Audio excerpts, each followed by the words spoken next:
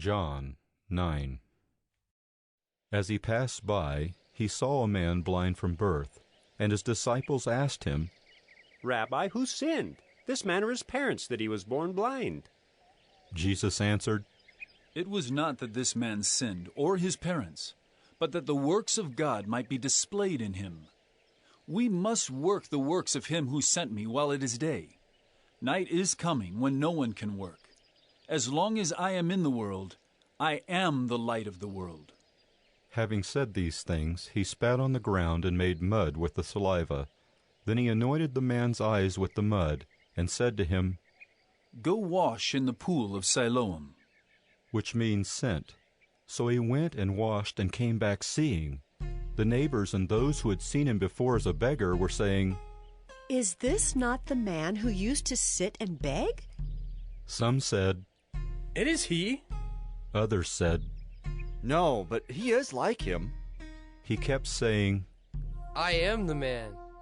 So they said to him, Then how were your eyes opened? He answered, The man called Jesus made mud and anointed my eyes and said to me, Go to Siloam and wash. So I went and washed and received my sight. They said to him, Where is he? He said, I do not know. They brought to the Pharisees the man who had formerly been blind. Now it was a Sabbath day when Jesus made the mud and opened his eyes. So the Pharisees again asked him how he had received his sight. And he said to them, He put mud on my eyes and I washed, and I see. Some of the Pharisees said, This man is not from God, for he does not keep the Sabbath.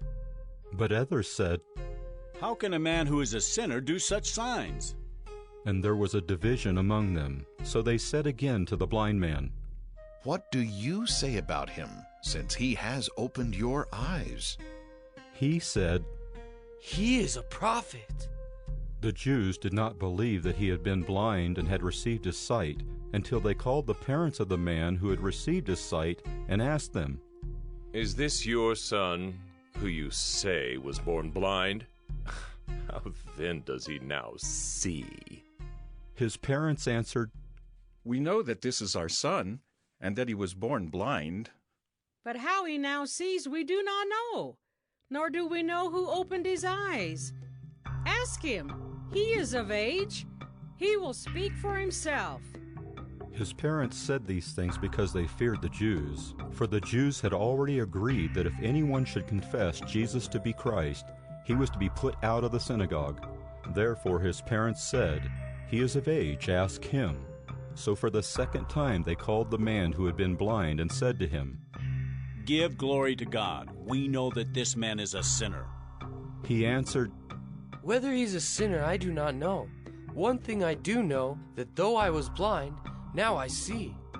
They said to him, What did he do to you? How did he open your eyes? He answered them, I have told you already, and you would not listen. Why do you want to hear it again? Do you also want to become his disciples? And they reviled him, saying, You are his disciple, but we are disciples of Moses. We know that God has spoken to Moses, but as for this man, we do not know where he comes from. The man answered, Why, this is an amazing thing. You do not know where he comes from, and yet he opened my eyes? We know that God does not listen to sinners. But if anyone is a worshiper of God and does his will, God listens to him. Never since the world began has it been heard that anyone opened the eyes of a man born blind. If this man were not from God, he could do nothing. They answered him, You were born in utter sin, and would you teach us? And they cast him out. Jesus heard that they had cast him out, and having found him, he said, Do you believe in the Son of Man? He answered, And who is he, sir, that I may believe in him? Jesus said to him, You have seen him, and it is he who is speaking to you. He said, Lord, I believe. And he worshipped him.